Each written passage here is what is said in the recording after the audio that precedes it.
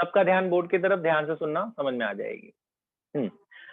ऐसा है, these are two parallel wires। ये मान लेते हैं 2 वायर है, एक वायर है ये XY नाम दे देते हैं इसका, और एक और वायर है इसका नाम PQ दे देते हैं।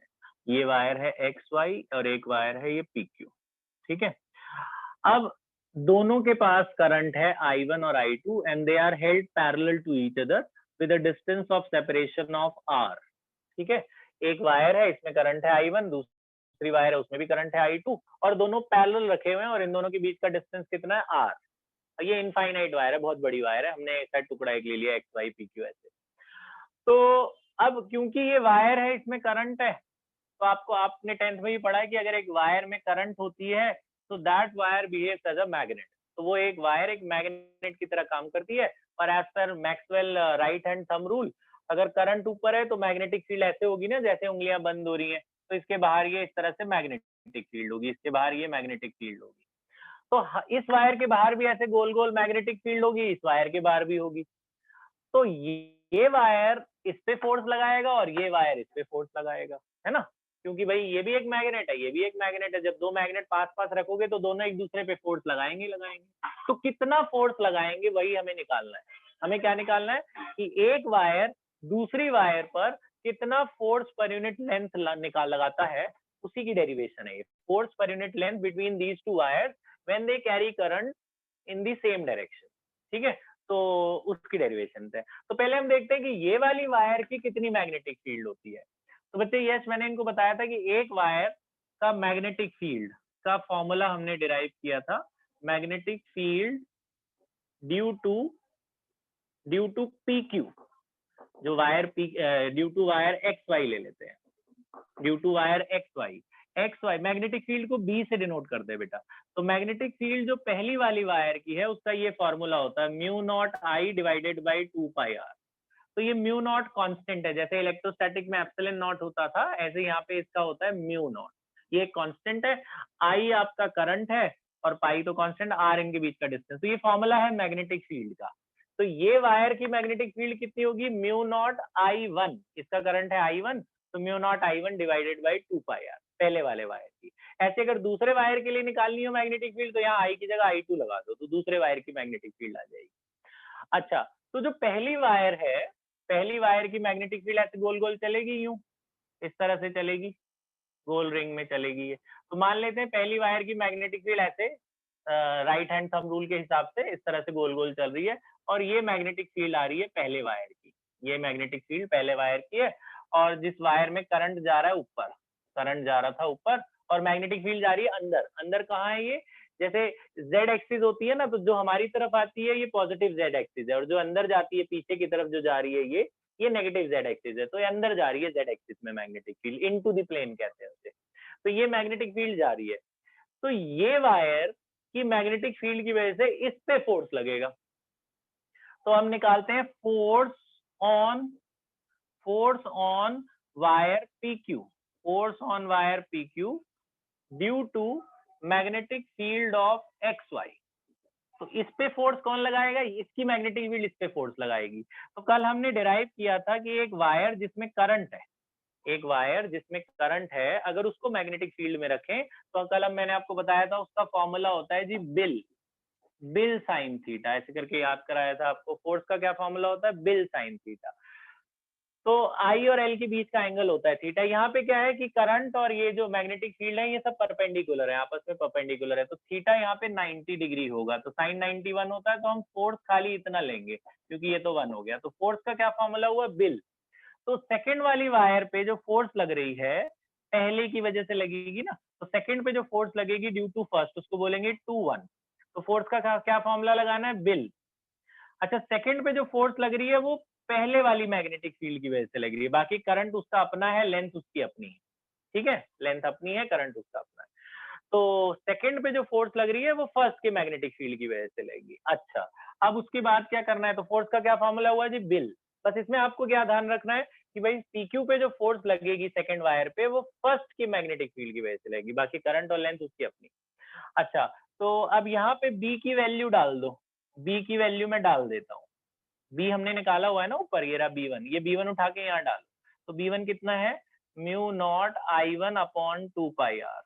B1 की वैल्यू मैंने डाल दी जो ऊपर से निकाली है। बाहर I2 ऐसे पड़ा हुआ है, लेंथ इस तरह से ही है। I2 और लेंथ को नहीं छेड़ना, वो उसको वैसे ही रखना है सेम टू सेम, उसको कुछ चेंज नहीं करना। अब ये लेंथ अगर मैं इसके नीचे ले जाऊं क्रॉस मल्टीप्लाई करके, F21 के नीचे मैं लेंथ ले जा रहा हूँ, यहाँ से L नीचे ले गया, तो यहाँ बचा क्या, तो जो फॉर्मूला बच रहा है वो ये बच रहा है, mu naught I1 I2 divided by 2πr। ये हमारा फॉर्मूला आया फोर्स पर यूनिट लेंथ का। कौन सी वायर पर, सेकेंड वाली वायर पर, पहली की वजह से जो फोर्स लगा उसका फॉर्मूला आया mu naught I1 I2 by 2πr। ठीक है, ये फॉर्मूला एक्चुअल में यही फॉर्मूला होता है। अब ये तो हमने इस पे निकाल लिया ना, इसकी वजह से कितना फोर्स लग रहा है। अब हम इस पे भी निकालेंगे, इस ये वाली वायर के ऊपर भी ये फोर्स लगाएगा ना, तो वो कितना लगाएगा। तो उसके लिए फिर से चाहे तो डायग्राम बना लो आप, ऐसे छोटा सा डायग्राम बना दो कि भैया ये वायर है PQ और ये है XY, तो इसकी भी मैग्नेटिक फील्ड होगी जिसकी वजह से इसको फोर्स लगेगा। तो सेम ऐसे ही पूरा प्रोसेस फिर से सेम टू सेम कर देना है। तो जैसे हमने B1 निकाला है, इसका मैग्नेटिक फील्ड, अब हम B2 निकाल लेंगे। तो magnetic field due to PQ, तो PQ की इसका करंट था I2, इस पे करंट था I1। तो मैग्नेटिक फील्ड जो दूसरी वाली आई वो कितनी आएगी, मैग्नेटिक फील्ड का फॉर्मूला तो सेम ही होता है ना, mu naught I by 2πr, बस I1 की जगह I2 लगा देंगे क्योंकि सेकंड वायर का निकाल रहे हैं। तो mu naught I2 divided by 2πr, ये मैग्नेटिक फील्ड सेकंड वाली वायर की हमने निकाल लिया। अब फोर्स निकालते हैं, force on XY due to PQ। अब इस पर ये फोर्स लगाएगा ना, इसकी जो मैग्नेटिक फील्ड आएगी ऐसे गोल वाली, ये जो इसकी मैग्नेटिक फील्ड आएगी वो इस डायरेक्शन में जा रही होगी ना, इस तरह से, वही मैक्सवेल का राइट हैंड रूल। अगर हम करंट ऊपर है तो जैसे उंगलियां घूम रही हैं, उंगलियां ऐसे घूम रही हैं, तो ये मैग्नेटिक फील्ड आ रही है आपकी, ये मैग्नेटिक फील्ड आ रही है B2 मैग्नेटिक फील्ड आ रही है, इसकी मैग्नेटिक फील्ड इस पे फोर्स लगाएगी। तो फोर्स ऑन 1 ड्यू टू 2, इसका मतलब 1 2 का मतलब फर्स्ट वायर पर सेकंड की वजह से जो फोर्स लग रहा है। फोर्स का फॉर्मूला तो वही होगा बिल, फोर्स का क्या फॉर्मूला है, BIL। अब बस आपने सिंपल क्या याद रखना भाई, फर्स्ट पे जो फोर्स लगेगा उस पे सेकंड की मैग्नेटिक फील्ड इन्वॉल्व होगी, बाकी करंट उसका अपना रहेगा, लेंथ उसकी अपनी रहेगी। अच्छा, तो यहाँ पे B2 का वैल्यू डाल दो उठा के, तो F12 कितना आया, B2 की वैल्यू ये डालो, B2 कितना है, mu naught I2 divided by 2πr, बाकी करंट उसका अपना, लेंथ उसकी अपनी, लेंथ वैसे रहने दो। अगर ये मैं लेंथ इसके नीचे ले जाऊं, ये वाला लेंथ उठा के यहाँ, क्यों ले जा रहे हैं हम लेंथ नीचे, क्योंकि जो डेरिवेशन है वो है फोर्स पर यूनिट लेंथ की, तो फोर्स के नीचे लेंथ ले आ रहे हैं।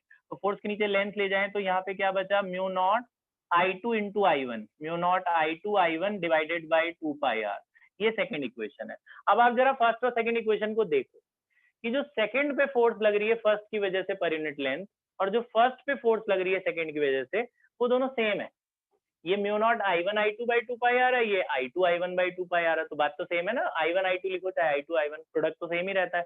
तो हम लास्ट में क्या बोलेंगे, हम बोलेंगे therefore force on 2 due to 1 per unit length is equals to force on 1 due to 2 per unit length, यानी ये वायर जितना फोर्स इस पे लगाएगा वो दूसरा वायर भी उतना ही फोर्स इस पे लगाएगा पर यूनिट लेंथ। तो force per unit length on both the wires remains the same. अब एक सवाल इसमें और आता है, पेपर में पूछते हैं, डायरेक्शन भी दिखानी होती है। अभी हमने फोर्स की डायरेक्शन नहीं दिखाई, हमने क्या क्या दिखाया, मैग्नेटिक फील्ड दिखा दिया, करंट दिखा दिया। अब हमें ये दिखाना है कि ये वायर पर जब ये फोर्स लगा रही है XY, तो किधर लगा रही है, उधर धक्का दे रही है कि पास में कर रही है कि कहाँ कर रही है। तो उसके लिए ये Fleming left hand rule 10th वाला, फ्लेमिंग लेफ्ट हैंड रूल क्या था, ये थंब FBI ऐसे याद किया ना हमने, FBI फोर्स फील्ड करंट। तो हमें देखो फील्ड पता है, मैग्नेटिक फील्ड, करंट पता है, फोर्स नहीं पता। तो FBI में आपको I पता है, ऊपर जा रहा है, तो मैं I को ऊपर रख रहा हूँ, I को ऊपर रख रहा हूँ। देखो फोर्स फील्ड करंट में ये I है, ये फील्ड है, फील्ड मुझे पता है, फील्ड अंदर रखना है, करंट ऊपर रखना है। देखो ध्यान से देखना, करंट मैंने रखा ऊपर और फील्ड मेरा अंदर जा रहा है Z डायरेक्शन में, तो अंगूठा कहाँ जा रहा है, अंगूठे की डायरेक्शन आप देख रहे हैं, अंगूठा कहाँ जा रहा है, अंगूठा जा रहा है इस तरफ। तो यानी कि इस पे जो फोर्स लगेगा, जो सेकंड वायर पे फोर्स लगेगा पहले की वजह से, वो इस तरफ होगा। तो फोर्स की डायरेक्शन है अट्रैक्टिव, अंदर की तरफ जा रही है ना, अट्रैक्ट कर रहा है। इसमें भी दिखाना है आपने। अब इस पे तो हमने दिखा दिया कि ये वाली वायर इधर की तरफ, कैसे, करंट आपने ऊपर दिखाना है, मैग्नेटिक। हाँ जी, तो मैं ये बता रहा था बच्चे कि इसमें आपको ये नहीं पता था, फोर्स नहीं पता था, मैग्नेटिक फील्ड पता था, करंट पता था, तो ये वायर पे फोर्स कहाँ लगेगा, इस साइड, ऊपर नीचे कहाँ लगेगा? तो मैंने कहा फ्लेमिंग लेफ्ट हैंड रूल लगाना है, तो ये है फोर्स फील्ड करंट, FBI। तो आपको आई पता है, आई जा रहा है ऊपर, तो ये वाला अंगूठा मैं ऊपर, ये वाली उंगली मिडल फिंगर में ऊपर ले गया। मैग्नेटिक फील्ड जा रहा है अंदर, तो मैग्नेटिक फील्ड ये मैं अंदर ले जाऊंगा इस तरह से, करंट ऊपर, मैग्नेटिक फील्ड ये अंदर की तरफ, तो अंगूठा बताएगा फोर्स कहाँ है, तो अंगूठा कहाँ कह रहा है, इस तरफ कह रहा है, तो हमने फोर्स लगा देना है जी इस तरफ। तो this is the direction of force on the second wire due to the first wire. तो सेकंड वायर पे फर्स्ट वायर की वजह से कहाँ फोर्स लगेगी, इधर अट्रैक्ट कर रही है। अच्छा, आप इस पे भी दिखा देते हैं कि इस वायर पर या फर्स्ट वाली वायर पर ये कहाँ फोर्स लगाएगा, उसके भी सेम लगाओगे Fleming left hand rule, force field current. अब देखो करंट जा रहा है ऊपर, करंट जा रहा है ऊपर, ठीक है जी, और मैग्नेटिक फील्ड जा रहा है इधर, मैग्नेटिक फील्ड जा रहा है अंदर की तरफ। तो कुछ इस तरीके से फोर्स फील्ड करंट में करंट जा रहा है ऊपर और मैग्नेटिक फील्ड जा रही है इधर, फोर्स फील्ड करंट, करंट ऊपर, मैग्नेटिक फील्ड इधर है, मैग्नेटिक फील्ड इधर है, कैसे, हाँ इस तरह से कुछ, इस तरह से। तो जो आपका ये देखो फोर्स फील्ड करंट में करंट आपने ऊपर दिखाना है, इसमें थोड़ी उंगलियों में दिक्कत होती है। तो इसका जो फोर्स आता है, आप अपनी कॉपी को घुमा के देखना, कॉपी से आ जाएगा, इसका जो फोर्स की डायरेक्शन है वो इस तरफ आएगी। तो force on 1 due to 2 is towards the PQ। तो कहने का मतलब लास्ट में आप ये दिखाओगे, लास्ट में आपने ये भी दिखाना है डायरेक्शन से कि ये वायर इधर अट्रैक्ट हो रही है और वो वायर इधर अट्रैक्ट हो रही है। तो लास्ट में यहाँ पे मैं अभी लिखवा दूं, आप खुद ही लिख लेना, क्या लिखेंगे लास्ट में कि both the wires attract each other with the same force per unit length. तो same force per unit length, देखो दोनों का फॉर्मूला सेम आया, फॉर्मूला आपने याद रखना, μ0 I1 I2 2 pi r। तो आप लास्ट में लिखेंगे कि both the wires attract each other with the same force per unit length. ठीक बात, यहाँ तक डेरिवेशन हो गई खत्म। आप ये आता है 3 मार्क्स की डेरिवेशन। इसके साथ 1 नंबर की एक और चीज आती है, वो भी मैं आपको बता देता हूँ। वो आती है, एक डेफिनेशन है 1 एम्पेयर की, ये मैं अभी आपको लिखवा दूंगा। मतलब ऐसे लिखा होगा ये पूरा क्वेश्चन कि भाई ये पूरा डिराइव करो, फिर लिखेंगे hence define 1 ampere, hence define 1 ampere. अब 1 एम्पेयर की डेफिनेशन भी दो। तो आपने देखा डेरिवेशन तो सिंपल थी, ऐसा कुछ नहीं था। फोर्स का फॉर्मूला बिल लगाना है दोनों केस में, बी का फॉर्मूला भी दोनों में सेम ही है, ये उठा के यहाँ डाल देना है, तो formula force per unit length का सेम ही आता है, μ0 I1 I2 2 pi r। अच्छा, अब यहाँ से इस फॉर्मूले से 1 एम्पेयर डिफाइन करना है, तो सारी वैल्यू 1 1 1 1 डाल दो, सारी वैल्यू 1 1 1 डालो, 1 एम्पेयर निकल जाएगा। डालो, मैं यहाँ पे रफली कर रहा हूँ, फिर वहां पे आपको बताता हूँ। फोर्स की वैल्यू 1 न्यूटन, लेंथ की वैल्यू 1 मीटर, ध्यान से देखते रहना। μ0 तो पता है आपको 4 पाई × 10⁻⁷ होता है, करंट 1, ये भी 1 वो भी 1, और पाई तो पाई है, रेडियस भी 1, सब कुछ 1 डाल के देखो बचा क्या। देखो पाई से पाई कट गया जी, 4 से 2 कट गया, और ये आया 2 × 10⁻⁷। कितना आया, 2 × 10⁻⁷। यानी अगर फोर्स की वैल्यू ये वाली वैल्यू उठा के यहाँ इतनी डाल दिया जाए, तो ये सब कट कटा के 1 आ जाएंगे। मतलब इधर उधर कितना आ रहा है, 2 × 10⁻⁷। अगर इधर भी 2 × 10⁻⁷ डाल दें तो सारी वैल्यू कट के 1 आ जाएगी।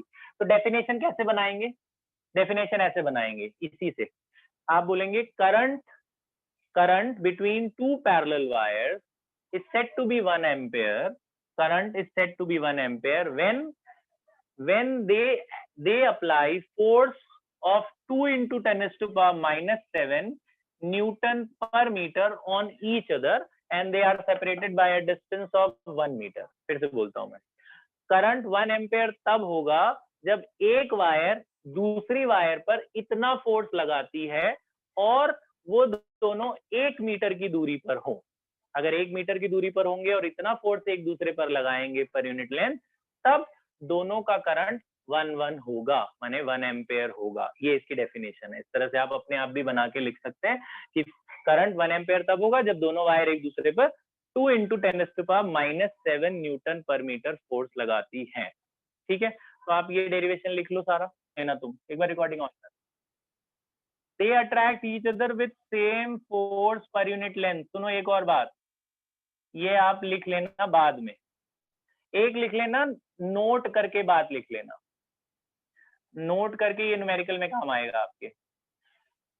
एक एक बार बोर्ड में इन्होंने क्या किया, इस डेरिवेशन को थोड़ा सा बदल दिया। बदल क्या दिया, जैसे ये डेरिवेशन क्या है कि दोनों करंट ऊपर जा रहे हैं एक ही डायरेक्शन में, उन्होंने क्या किया, करंट अलग अलग डायरेक्शन में दे दिया, बच्चे गड़बड़ कर गए।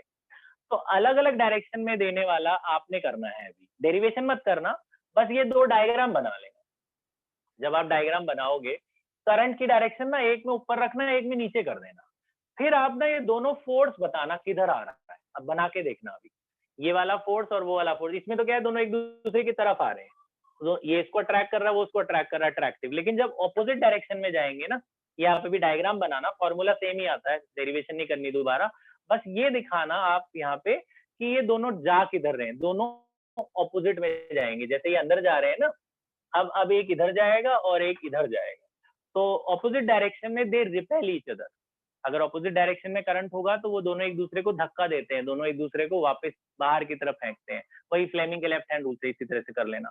तो ये वाला सेकंड वाला केस आपने करना है, यहाँ लिख देना, नोट में क्या लिखना है, when the current is in opposite direction. अगर करंट ऑपोजिट डायरेक्शन में हो तब क्या होगा, तो डायग्राम बना के लास्ट में लिख देना, they repel each other. Same वाले में अट्रैक्ट करते हैं, ऑपोजिट वाले में रिपेल करते हैं। याद रखना, एमसीक्यू में आ सकता है। पॉज कर